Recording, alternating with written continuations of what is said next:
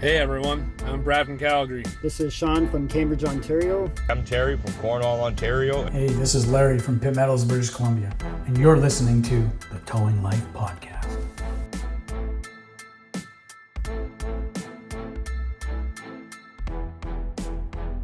Welcome to the Towing Life Podcast, where the ditches are deep, the trucks are loaded, but the drivers are not. I'm your host, Tommy G, and as usual, I'm joined by my co-host, friend, and former co-worker, the man with very strong opinions, Mr. PlainGuy. It hurts my feelings that you can't look me in the eyes while you say that. What is going on, G? What is going on? Oh, I don't know where you want me to look, either in the camera, into your eyes on this screen, or, well, I'm normally just looking at the other screen trying to figure out what the hell I'm going to talk about in one of these episodes. He can't even look me in the eyes while he gives me all of those compliments. Yeah. Do you do the same with your girlfriend? No. Do you look her in the eyes? Occasionally. When you want something? Or when you're in trouble? Both. So, most of the time. All right, I got you. Most of the time. Yeah. My wife's the worst for that. I'm not bad. I'm great at making eye contact. I have this serious problem where she's apparently still having a conversation and I'm not. I just walk away and I think the conversation is over. And it happened at the office the other day, which is really funny. She brought a problem to my attention. Okay, so we're looking over it. Okay, cool. Came up with a solution. In my eyes, the conversation was over. Nope. And I walk away and I go talk to somebody and then I come back and my dispatcher's looking at me like they got a question. They're like, "Oh, I can wait if you want to finish with her." And I'm like, "Finish with her?" And I'm like, "We weren't done talking?" She's like, "No." I was like, "Oh, whoops. Sorry. I'll get right back to you. What's your problem?" Of course you made your wife wait. Honestly, like I truthfully believe half the time, and I don't know if that's because me and my owner have very sporadic conversations. So like we will literally like have a quick conversation and then off to another thing, right? Like it's part of the job. Yeah. Right. It's covered our little brainstorming that goes on. Sometimes something pops in your head, you say it out loud, and then the conversation's over. It wasn't even a conversation; it was a monologue. And so I think I assume that with my wife and other people. Yep. And so they're not done. Yep. And my eyes it is, and I'm off and running and off to the next thing. Yeah, I had that conversation last night. I was talking to the girlfriend about, I needed to go grab the dog food from upstairs and bring it down. And then we got talking about finances, and then we got what I thought was done with the finance conversation. And I went upstairs to go grab the dog food because I already talked about that. And as I'm going up the stairs, she's still talking to me about financing. I was like, "You just started talking about finances again when I left?" Okay. We were sitting on the couch not talking about anything for like a minute. So I figured it's done. And as soon as I leave to go do something, I'll start the conversation back up. No, so I don't know if it's a listening problem on my part. It is very possible. I've never been known to be the best listener. Yeah. Or if it is, maybe that is what it is. It's a bad timing on her side. Like it's too long of a delay. And so, the other person just assumes the conversation's over. Now, I think I'm the only person that does it with her. I haven't heard her complain about anyone else doing it.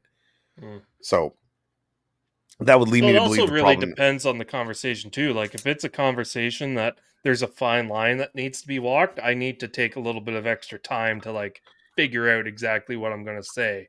Because I have a tendency, my mouth operates faster than my brain does. And I know that. So in those high tense conversations, I gotta like refrain and actually think about what I'm gonna say prior to saying it.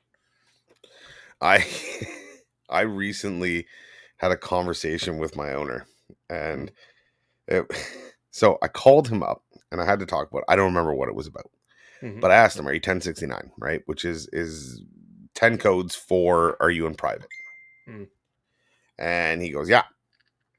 And I go, "Okay." So I go on to whatever rant it was that I wanted to talk to him about. Well, he made an assumption, which was a fair assumption in his part, that if I was asking him if he was alone, it's because I was alone. Now, obviously, when it comes to business things, there are certain things that, I can admit there's things my wife doesn't know. Mhm. But there's a lot of stuff that I can talk to my wife about. Again, it's part of being a partner, right? Mhm. That I wouldn't necessarily talk with other employees about. And Mhm. so I don't even think about it when, this specific matter wasn't one of those things. It wasn't a finance. It wasn't anything that was company trade secrets. It was, Mhm. I don't remember what it was, but I knew it wasn't anything like that. So when I Yep. asked him if he's alone, he assumed I'm alone. And Yep. he had brought up something I had said about my wife Mm. in confidence to him, Yep. with her sitting right next to me on speakerphone. Hmm.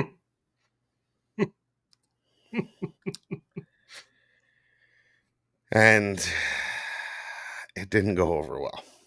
That's when I normally try to be in the habit of, hey, how's it going? Okay, yeah, you're on speaker phone with so and so, right? One of the beginning parts of the No, conversation. 100%. Yeah. 100%. And the only reason in his mind it was okay to say is because I asked him if he was in private. Mhm. So he assumed that I But was you in were in private. private as well. Which I was. Like, for the Yeah. information at hand, it wasn't, I wasn't Mhm. outside of company that could be, you know, involved in that information. Yep. So he apologized and apologized after, and I said, It's like, I can't even blame you for that one. Mhm. I can't even How'd your blame you. wife take it, knowing that Not you were not gay? well, not well, not well that day. No, I bet not. Yeah, no, that was like outside of work. That was like we were at home. Yeah, it was oof. It was a rough one. Yeah. So Slept on the couch that night. yeah, lesson learned. If you ask somebody if they're in private and you want to have a private conversation, whether it be about your business, your towing practices, and the ideas that you may have, you may want to ensure you are also in private, because I would be the first person you don't want to talk on speakerphone to. G has learned this lesson many times. There's a reason that if you go back in previous episodes, he wasn't wearing headphones. Yeah. There is a reason now that he wears headphones. Mhm. And it is because of the things that come out of my mouth. So I cannot fault another human being for being that person when I have been it so many times. So is your wonderful wife still coming to the tow show with you, even though you're an idiot? I believe so. I hope so. Okay. I That's really good. hope so. I mean, I booked a nice Airbnb and everything for her, so I'm Yeah. hoping that she is. But yes, it is a great time. Thank you for reminding me and getting us back on track. We will be at the Ontario PTAO, Professional Towing Association of Ontario, annual 2024 tow show, being held at Bingman's Resort in Kitchener, Ontario, That's like 2 September weeks away. 13th and 14th. What? It's like 2 weeks away. 10 days It, away it, from the time this episode goes out. yeah, no, it's not next weekend. It's the weekend after. Next weekend's my wife's birthday, Yeah. and the weekend after is the tow show. I think I'm going to amalgamate them together and do her birthday at the tow show. That's a She should bad love that. idea. That's a bad idea. Don't do that. She would love it. No, she wouldn't. She she just wants to spend her birthday with tow trucks. No. No. Last Um, year, your wife and my girlfriend, they went to the St. Jacobs Market and saw the sights, and your wife took your credit card and bought some things, so that was the highlight of her weekend. yeah, yeah. Yeah. Well, that's gonna be her birthday present this year. Yeah. Okay. No, normally what we do, and unfortunately, again, my owner, who's gonna be a topic of many conversations apparently here, we normally go to a cottage in September for her birthday. Mm. We have this cottage we go once a year, and unfortunately, he decided that was going to be a good time to book his family vacation at Disney. Mm. So he's not around. We're not going to leave. We're not going to Yeah. head out of the area because it can get a little chaotic. Yeah. So I'm trying to plan what it is that we are going to do. Yeah. But I'm sure Why the tow doesn't truck, she just go out and do something for her own birthday? because she's a strong, independent woman and needs her husband to do everything for her. Like, thank God she doesn't listen to this show. So if you want to tell her at the tow show, you can absolutely call her a strong, independent woman. It will be September 13th and 14th at Bingman's Family Resort in Kitchener, Ontario, put on by the PTAO. They do a wonderful job. The hard work that they put into organizing this tow show. So be sure to check it out. We will have by the time this airs, we will have our t-shirts in stock, our pre-orders for those of you that pre-ordered, and we may or may not have ordered some extras. for those that will be in attendance at the show that didn't get their pre-order in because they were not paying attention. Any of the shirts that we have on the pre-order are available as well on our website. If you head to www.towinglife.ca, you will find a store, merchandise. It'll give you a link to head over and you can get your merch. There's all kinds of swag on that. The shirt G's wearing right now. I'm not. I have so many of them, yet I not refuse to wear them. I throw on a shirt for the show and representing some local dirt track racing this week. We did get a few comments on the last video over on the YouTube side. We've got Wicked One. This is in regards to the dolly situation for flatbeds. Right. Wicked One says, just drag the effer and park with a smiley face. Valid. Figured that was coming. We've got a Chris saying they sell carrier dollies. We do a lot of exotics, and you can get bigger tires for Go-Jacks. I did not know you can get bigger tires for Go-Jacks. All right. I have to look into that. And then we also have Towing LLC. Shout out to you, Tonator. We have Collins Dolly's cart on both of our flatbeds, good for electric emergency brakes or electric vehicles. They do have some limitations, but that's when you go for a wrecker and dollies. Yeah, okay. So they sent me, I don't know if it was them that sent me, somebody sent me that idea that there was a dolly out there. A dolly cart. A dolly cart. I had seen it. Once I'd seen the photo, I went, oh yeah, I've definitely seen that. It was it's a weird little wheel setup. It's got little ramp pieces that you put at the edge of the bed. See if I can find it. It's a Collins vehicle dolly. Car carrier dolly system. Not sure if it's that. I will find out while we talk. But anyways, I had seen it. Once they had mentioned it, I was like, oh yeah, I've definitely seen it before. There it is. I'll share it over on a screen. Give me a second. For those that are on the YouTube side, don't forget while I'm doing this to like and subscribe. Yep. And leave a comment down below. Okay. But see, I'm looking at a picture of it now. It's this guy. Yeah, but those wheels don't turn, so you got to be straight on to it. Exactly. That is a straight on system as far as I'm aware. But yes, they do have different configurations that you can get, and those I think are the little ramp pieces for the bed, right? Because the lip of the bed. Yep. And it's got a nice center pole point that kind of can move around. Like, it's interesting. All it is Go-Jacks without the caster wheels. That's all it is. And like I said, and you a put tow a little bar for the front. Yeah. So it's not like, I don't understand the full purpose of the tow bar. Why not at that point just hook on to the controlled arms? But I guess if you've already got it, I don't know. I don't really fully see how these things lift up either. Like, I don't know what it is that, you know what I mean? Like how you crank this up. Yeah. I'd have to, like, it looks like you just scoop, slides tight, like you jack it up and put, I don't know, maybe I'm just stupid. Well, we all know that you're just stupid, but I don't see any. Maybe if will we get flagged for this? if we play the video, I can turn the audio off. Okay, so you put them close together. Can you make it any bigger? Oh, so it's got a little flip over. Oh, okay, so it's like dollies. Yeah. Okay, that makes more sense now. Yeah. Okay. So it's like dollies on the wheels. Really? Do you really? I mean, probably should strap it. Yeah, you probably should. Especially when you're going to be pulling with them. Well, I mean, but I do kind of like that tow bar because it keeps the actual tow point lower from the bumper. Right? Yeah, I like it because it's better than crawling underneath it. Wait, why'd you put it in neutral? Because the back tires are still on the ground. So why'd they do the front tires? I don't know. Yes. It's just a demonstration. It doesn't make sense. Maybe the front brakes are locked up. Maybe. But like, what happened if this was...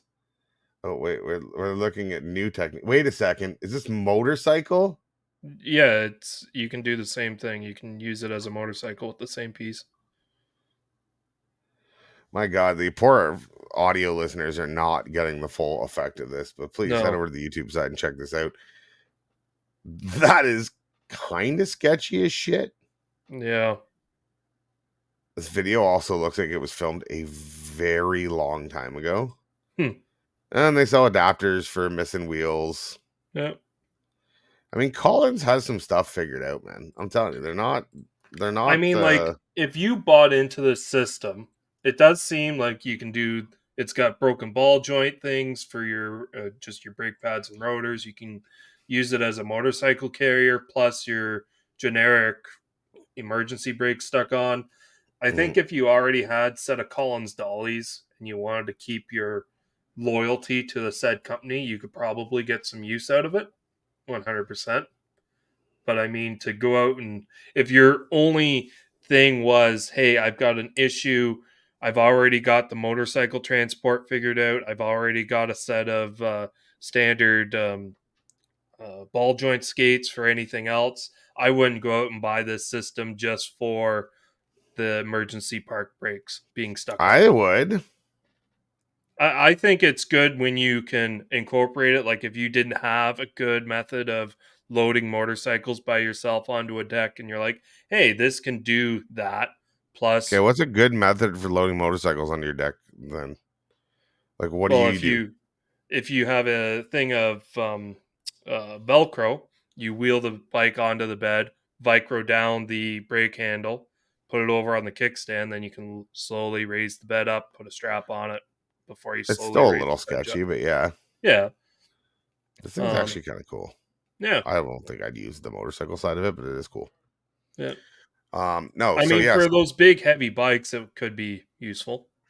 yeah, Except the tiny little bar it gives you to flip them over might be a bit of a pain, but no, I might look at those. mm, The whole system. Now, I don't know if that's the entire system. hmm With everything and everything is listed as $2,400 US on Zips. mm, I'm not sure if I can get just a like I just want 2 of those caster wheel things, maybe 4. yep. I don't think I need to go spend that much on it.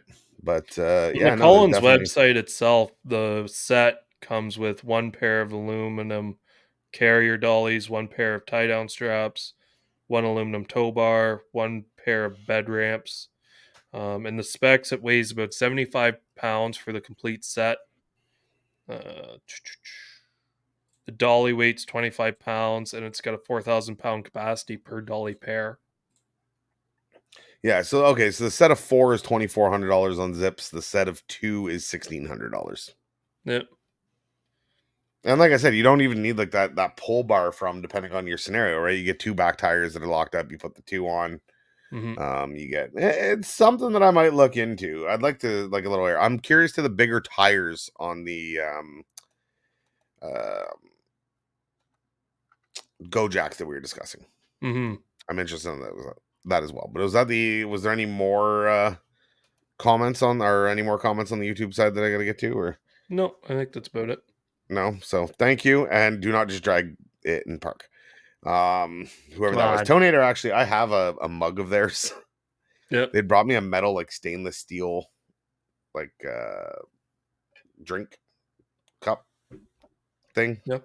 water Tumbler? box thing. Okay. Yeah, like a tumbler. Yeah. And I've had it at my desk since they gave it to me, and I use it because I drink a lot of water in the day. I have the water machine. And the other day, I was outside talking to the guys with it, put it on the bed of my pickup truck. Left. Went up the road, went to make a corner. All of a sudden, here, tink, tink, tink, tink. And I look back, and I'm like, oh no, it's my Tonator cup. And so I flipped around, stopped in the middle of the turning lane, put my lights on, got out, got the cup. Nobody had hit the cup. That's good. It was a little scratched from going across the road. Yeah. And they broke the lid. Somebody must have ran over the lid, which was fine because they're so interchangeable. Like they're all standard size tumbler. So I managed to get a new one. So Tonator, your cup is still safe.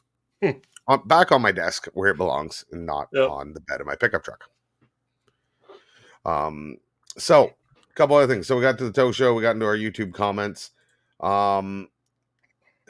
Was it last week or the week after that we talked about the open letter to Tasia? Did we ever we talked about that on the show? I believe so. our inability to be able to Get training. get training. Yeah. And lo and behold, while we're looking about show topics, a news article pops up from August 19th. Hey, right around the time we were talking about it. Yeah. New Ontario tow truck rules require training not available in the north. The government focused on the GTA and didn't care about anybody else, says Northern operator. We, the East, are with you. So, small towing operators provide an essential service in Northern Ontario where small communities are dispersed along highways that stretch across vast distances. However, some of them tell CBC they've been struggling to hire new drivers to assist with roadside emergencies since Ontario's officially imposed new industry requirements on July 1st. New tow drivers must now complete an approved training program involving online learning and one in-person 6-hour session. But there are currently only 2 authorized training providers in Ontario, and one of them, CAA Club Group, only allows those in its contracted networks to register in their course. Mm-hmm.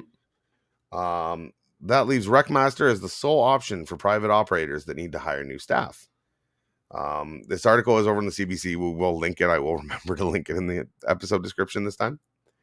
So it kind of goes over we schedule them where the demand has been, said company president Justin Cruz, adding less than a dozen students from Northern Ontario have enrolled in the course.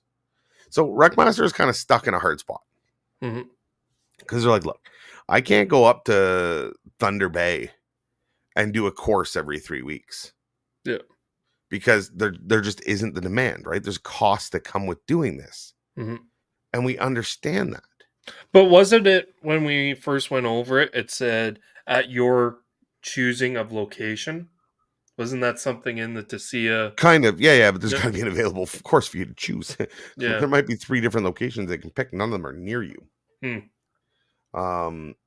Pierre DeForge, who owns Le Towing, a small tow truck operator based in North Bay, said it's hard enough to recruit experienced drivers, let alone certified ones.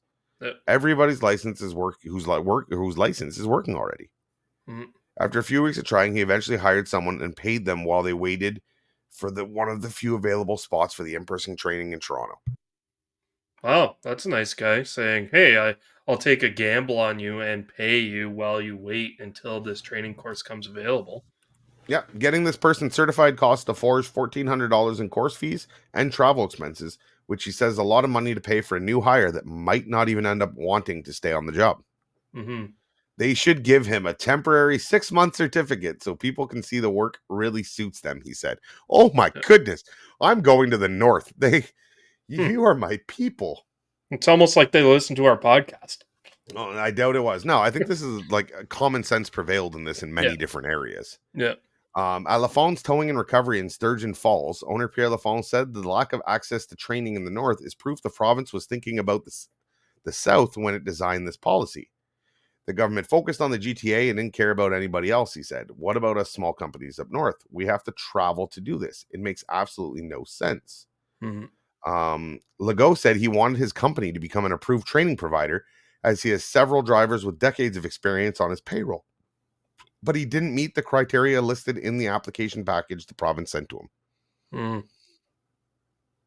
So it's like the package states that a potential provider has to be a community college, a private career college, a business providing educational services, a government, or a safety organization. Mm. So his company couldn't qualify under that to become a trainer for the course. Yep. Right? It's not like you've built this program, but you never set up the structure for it. Yep. Sure, they can have a course in Toronto every 3 weeks. Mm-hmm. What is the rest of the province supposed to do? Travel to Toronto? Yep. Like, seriously, I've got to send a guy 4 hours away to do an 8-hour course. And I mean, we've all done it where you could do 4, 8, and then 4 back. Mm-hmm. Right? It's not practical. Most people aren't going to do that. So you got to know a hotel stay in there. Mm-hmm. Right? Probably travel up the night before, do the training course, travel back that day. Mm-hmm. The next day, like kind of things. You got hotel, you've got meal expensive, you got all this kind of stuff for a guy you don't even know is going to make it. So they're going to say, well, that's fine. Pass the cost on to him. Where is a new hire in an industry like this going to find? Like, they don't come over with savings built up half. Like, no. the economy is already in a tough enough spot. It's not realistic. The government can sit there and go, oh yeah, that's the solution. That's the this, that's the that. Like, everything's perfect, but we know Even better in the the real world. ideal situation. So let's say I myself have a safety net built up for a months to 3 months of my living expenses, and I go and I try to get a job in the towing industry because I think it's going to be a good fit. And Yep. I lost my job, I got fired, whatever the reason, and I'm starting to eat away at my 3 month emergency fund because I planned for a situation like this. My Yep. living expenses might be, let's say, $1,200 a month, which is very low, relatively speaking. And I come to you and say I want a job, and you're going to say, okay, well, I'm going to need about $1,400 for you to go and do this training course, and it could take a month. Mm. Okay, well, in the ideal scenario of someone with 3 months living expenses with a very low monthly expense, Mm. that's over a month of living expenses that they need to pay plus a month of waiting period. So that's just not, in my eyes, in a rational person's mind, that's too much money and too much time to risk for a job that I may not like because I've never been in this industry before. Like, that's Yep. just absurd. I could go and get a part-time job at a McDonald's or a Tim Hortons or anything, even though I might hate that job, but get money coming in with a lot less risk while looking for a better job. Mm. Right? So, like, what's the incentive? Yep. Yes, you heard in the story where the operator, probably like the owner of the company, was in a pinch and said, "I need a driver. I will pay you to do Yeah, this that's training that's course." 100% what happened. Yep. Because if he's up in North Bay, what's the population of North Bay? Like 8,000 people, probably. No, it's bigger than that. I don't know, but like for the population that this company can actually choose from, the hiring It's like pool that 2021, it was 52,600. 52,000. All right. 6 or 8,000 I people. don't know. Um, I always think places are a lot smaller than what they actually are. That's I'm fair. always looking on the outskirts. Anyways, but still, 50, 60,000 people. How many people would actually be willing to become a tow truck driver in that population? Yeah, no, it's not limited, but it's not high. And if Yeah. you look, like, I believe they're probably the same distance, give or take, from Toronto as I am. Yeah. Um, With fewer yeah, major they're, you know highways what? to They're get about the same distance.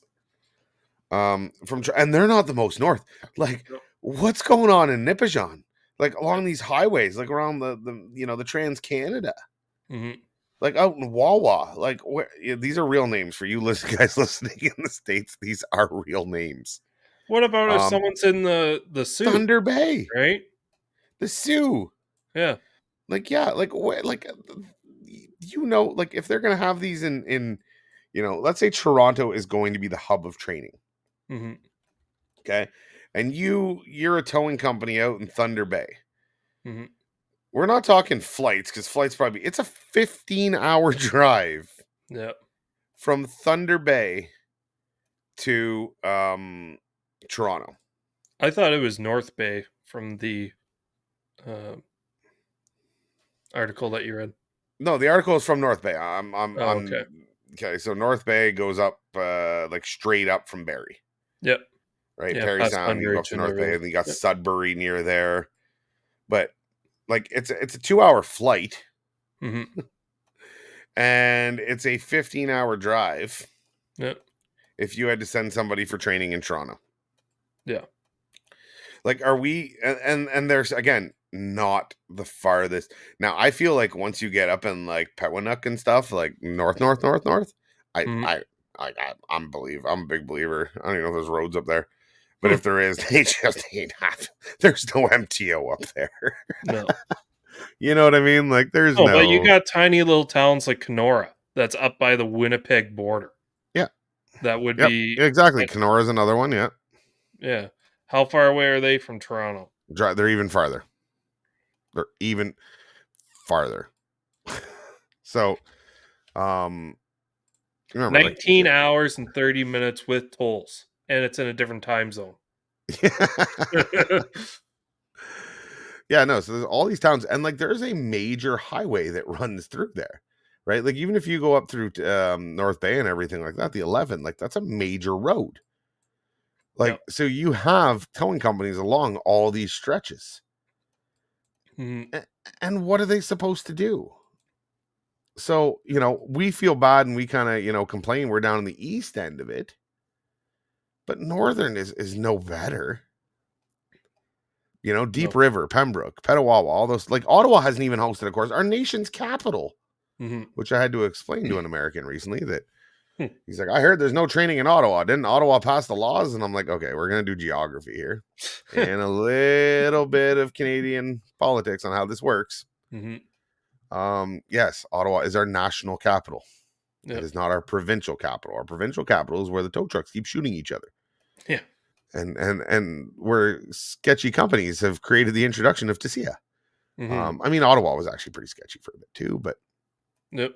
besides the fact, so it's nice to see that we're not alone in this fight, Mhm. right? The North and good on CBC, I find, for covering something. Mhm. I don't read their articles all too often, but yeah, it goes on to the show like we're not alone in this. So hopefully No. the government takes some of this seriously, some of these letters, and can start either again bringing in this temporary license. Because again, if I can wait 6 months and get an eye on a guy Mhm. and get a pulse, my thumb on the pulse of if I think he can be an operator, Mhm. it it lessens the sting. It doesn't eliminate the sting, but it lessens the sting of having to spend that kind of money to send them 4 hours away to do a course. I don't think that is even feasible still for the North, but it lessens the sting of it. Right now, it is currently set up in a way where you you just take all the risk Yeah. and send this guy and hope and pray that he works out. And I don't think that's practical for a lot of towing companies in Canada or in Ontario. And don't be mistaken, we are the guinea pig for what is coming for the rest of Canada. Hmm. Yeah, like it's a cluster, and when I went and did my Z endorsement, I talked to that college, because it's technically a college that does truck training. They could do the course. And I was like, have you guys thought about hosting the stuff for the towing, like the towing training course for the new Mhm. TSIA laws? And they're like, no, we didn't. I don't think we can do it. And I was like, well, have you looked into it? They're like, no, but we're a college, so I don't think we'd be able to do it. And I was like, no, you would be able to do it, and there is a demand for it. The only downfall is you are a brick and mortar facility, so Mhm. you would have to have the people come to you, but there's definitely a demand for it. I would look into it because it could potentially Mhm. be a good revenue stream for you. And I Mhm. think if we can get other driving schools knowledge about this and get them on board with it Yeah, and get and them to have a submit. training course that they can just put in once a month, whatever, if the demand's there, would definitely Yeah, help. yeah. Right. No, absolutely, and get this going, and more trainers, less problems, right? Like you can open the availability. It still doesn't cover the fact that these companies, though, like Recmaster or like anyone who's providing a course, have to provide, like, have to have a need to go into a region, have to have enough numbers to make this, Hmm. profitable. Again, they're not a non-profit company, No. right? They are not doing this training. If anything, you could say their old training, they were doing more for the betterment of the industry. This they're doing out of pure necessity, Yeah. right? But at the same time, they have to make profit while doing it. If not, well, they're not going to be around. I don't know. It's a cluster, and there's a reason why I'm kind of glad that I'm not directly involved in the industry anymore, just because of No, all you were the bullshit. stupid to not get yours before the deadline, Yeah. though. But I wasn't even sure, since I didn't wasn't currently working with a towing company, if I could even apply Yeah, for yeah. That's not one of the application questions. What towing company do you work for? it. Oh. Well, I No. don't know. A- No one And told the me. the certificate or the license or whatever it is they call it again, it Mm, sticks with you as an operator, not with your company. mm. So once you had that, But did you you need could to go. provide proof that you were a tow truck operator? No, So anyone could have just went out and got a in theory, yeah. I had a new hire that I hired right before yeah. that I got in like right before, and there was Hmm. no. I'm pretty sure my like health and safety rep who comes out to our wrecks and takes photos has a tow license. Just in case we had to get her to drive a tow truck. Yeah. Do a scene That's for fair. something, you need the tow Yeah. license. Like, no, Yeah. there was no, which is really stupid. Like, Yeah. anyone literally could apply Yeah. before the deadline. Now they're like, well, you'd be stupid if you want to pay this money and you're not a tow truck driver. So, Yeah. it's welcome Yeah. to Ontario. On terrible. Worst case, Ontario. Yeah. So, I want to follow up. Remember a story we shared back when on the show about a company in San Francisco that was raided by the FBI?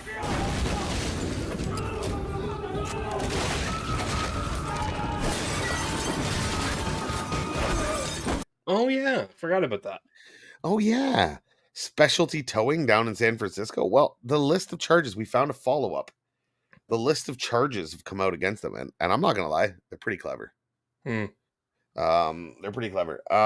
So if in a federal grand jury, indictment returned August 20th, Jose Vincent, I'm going to guess it's Jose Vincent, Jose Vincent Badillo and Kirill Afanasayev, Jason Naraja, and Jamie Respicio were I'm charged with glad you're trying to conspiracy. pronounce those names, not I. Yeah, we're charged with conspiracy, mail fraud, and wire fraud in connection with 2 schemes to defraud auto insurance companies, the U.S. Department of Justice announced Wednesday. So they were raided on all this fraud. FBI, you need to put that little knocking on the door, FBI. Yeah. So a couple of them, Badillo and Jessica Elizabeth Naharo, were arrested this month and charged with money laundering and fraud after federal prosecutors said they purchased a wrecked car, then put insurance on it, then cashed a $34,000 insurance check for it after falsely claiming they were in an accident. The couple own and operate multiple towing companies in San Francisco, including Specialty Towing. So they bought a smashed car, then put insurance on it, and then claimed they were involved in a single vehicle accident. And the car was a total loss by the sounds of the check. And then one of their multiple towing companies that they own submitted an invoice to insurance company for the towing and storage and recovery of said vehicle. Nice. I mean, it's pretty clever. Yeah.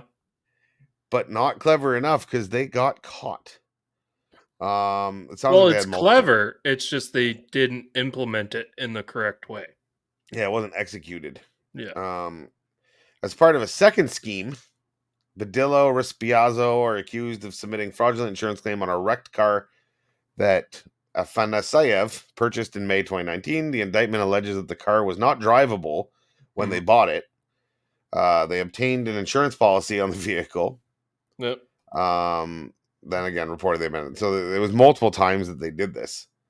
The insurance company approved the claim and sent Respicio a check for $47,856.34. They were arrested and released on $50,000 bonds.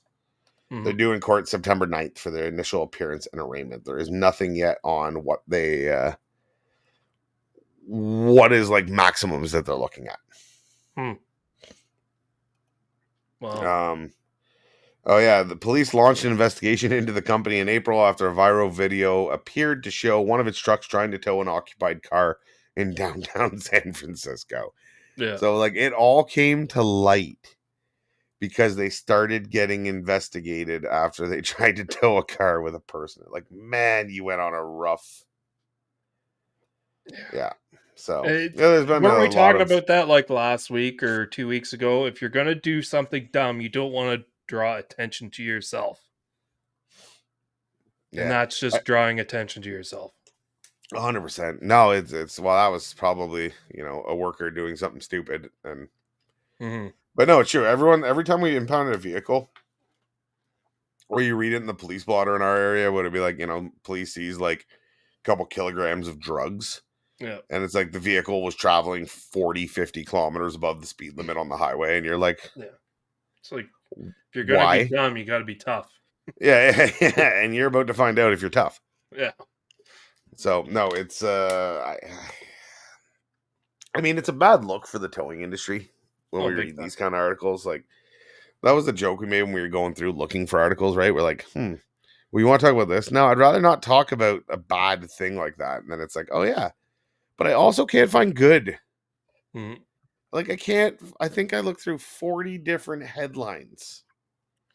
And there was like one good one.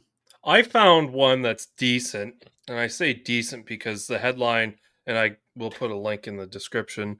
The headline is CAA-Quebec to deploy first electric tow truck. And I have a picture of it here, which I am currently saving to overlay. It is ugly as fuck. It is like the ugliest flatbed I have ever seen in my life. And have you seen a picture of it, PlainGuy, or are you pulling it back I'm up? not sure.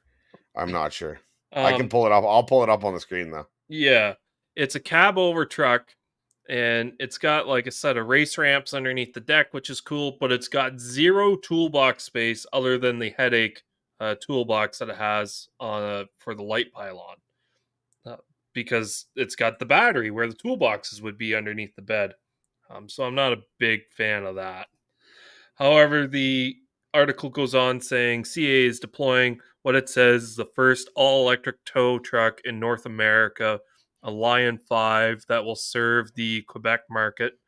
The move comes 80 years after the company introduced its first horse drawn towing services. The towing platform was built by XPAC Industries. Like Roadside the assistance. the flatbed portion.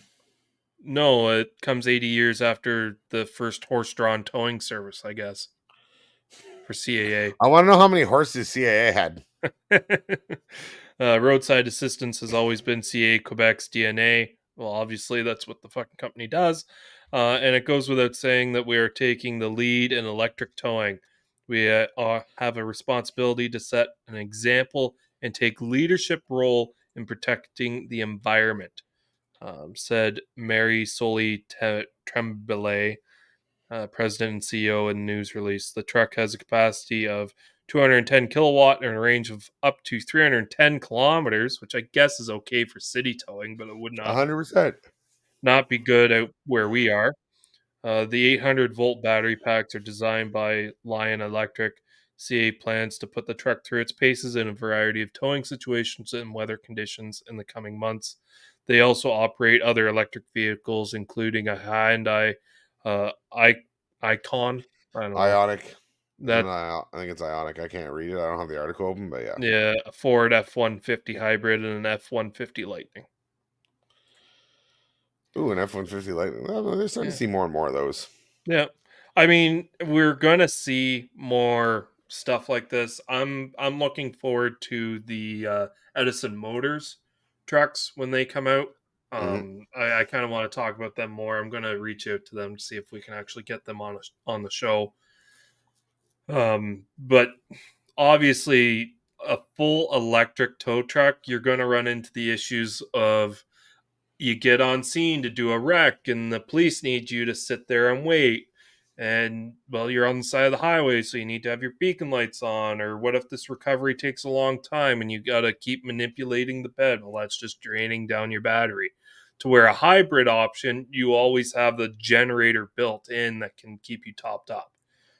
We are seeing more and more where we have to go and pick up electric cars that have ran out of charge, and you're going to do that with an electric tow truck that also has that ability to run out of a charge. Dodge is actually coming up with very similar technology to the Edison Motors truck. Yeah. They are working on where the electric motors power it, but it's a diesel generator on top, and there's advantages, which, like I said, we can look into more, where they can run colored diesel and everything because it's not the main source of propulsion. Ironically, while I ended up down this rabbit hole to see if CAA owned horses, I found CAA's timeline. Oh. 1903, 27 motorists gather at Queen's Park, Toronto, Hmm. to form the Toronto Automobile Club. Hmm. Club, Dr. Perry E. Doolittle, I shit you not, is the first president. The founding members of Canada's first advocacy group for motorists take MPPs on a ride to show it is safe to increase the speed limit from 8 miles an hour to 10 miles an hour. Wow. We're on the imperial system back then. Yeah. Yeah, the first legislation dealing with motor vehicles enacted. CAA publishes the first official road guide of Canada, 1906. Yeah, that's all CA was and AAA was like a car club. Yeah, and it gave people resources on if you're going here, these are the numbers that you're going to need, or these are the people you got to talk to if you have an issue. Right? What's crazy is the first tow truck by Ernest Holmes wasn't built until 1916. Yeah. Like 1916, Canadian Automobile Federation changes its name from Canadian Automobile Association. That's the first tow truck is around, and the CAF becomes CAA. Yeah. Yeah. So for the first 16, 17 years, it was just if a car broke down, you either pushed it or you got a horse to like drag 13 years technically from when the it. again, that was when they First I don't know when the commercial car was actually vehicle invented. sold. Yeah. Yeah. They had prototypes of steam powered vehicles prior, but wasn't widespread adoption. But actual like what we consider a modern day automobile. Yeah. But yeah, it is ironic that literally the first tow truck's created and they become CA. Yeah. But we had this You can't conversation laugh. on our last live, I'm pretty sure, where they didn't come out with crash test dummies till after World War II. Like, then we advocated to increase the speed limits of 50 miles an hour in urban centers and 20 miles an hour in rural areas.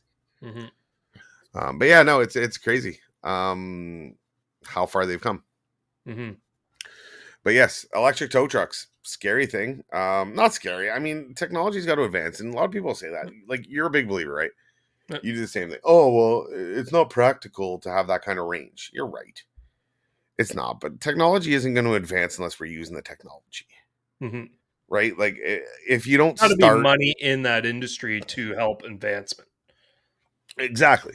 Yeah. Right? Like, does it make sense for Tesla to... No. Like there's all kinds of stuff that, it's got to advance, but it only advances during, when there's production, when there's money going in, when there's interest in it, when there's money behind it. So will you see, I still think, hybrid ideas or these, and we'll get into it more on a future episode about the, this Edison motor style of truck, right? The Dodge is launching one. Like I said, Dodge is launching one as well. I can't remember what they're calling it. See if I can get a quick name for you.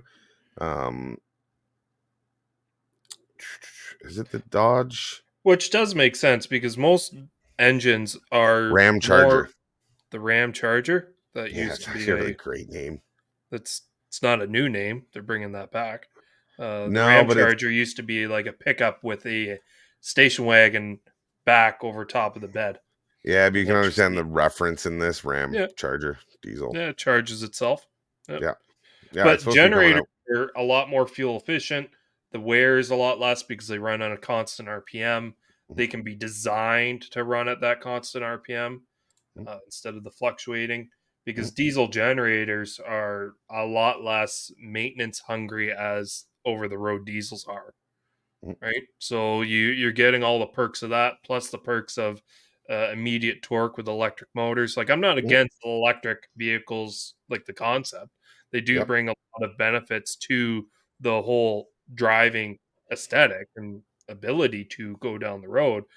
I just don't like the fact that our infrastructure isn't there to give you the freedom that a car normally gives you, as to, like, there's gas pumps and diesel pumps within 50, 100-kilometer ranges no matter where you go. So as long as you plan out ahead, you're good, right? And it's only when you get further and further north where you actually have to start planning out of, hey, where am I stopping for fuel? Where an electric vehicle, you got to do that almost anywhere. You got to plan your route around your charging stations. And in the industry of towing, where you never know exactly where you're going to go, that becomes a bit of a bigger issue. Oh, 100%. Yeah, a lot more of an issue. Or, Yeah. you run out of charge halfway through. Yeah. There's so many things that can go on that. So no, but it comes back to what we talked about last week is not stopping innovation, right? Mhm. You don't need it. You don't need it, but you might want it. Mhm. Right? Repeated that line so many times last week that it made my head spin. But yeah, no, it's I think there's going to be future advances in it. So I'm very interested, and we will get some more information on the Edison truck. That being said, remember, we will be at the PTAO Tow Show 10 days from the day this episode comes out, September 13th, 14th, for the Professional Towing Association of Ontario's annual tow show. There's a show and shine, there's a procession, a parade, there's a bunch of vendors there. We're there. I mean, obviously. What more do you need? Yeah. A lot of deals on There's towing food supply this year. parts. There's food this year. Yeah. If you get a chance and you haven't in the past, go to the meet and greet on the Friday night at the Waterloo Brewery. It is such a good time, and I normally leave with such a good buzz. The Waterloo Brewery is great. It gets packed in that place, mind you, but the bartenders are phenomenal.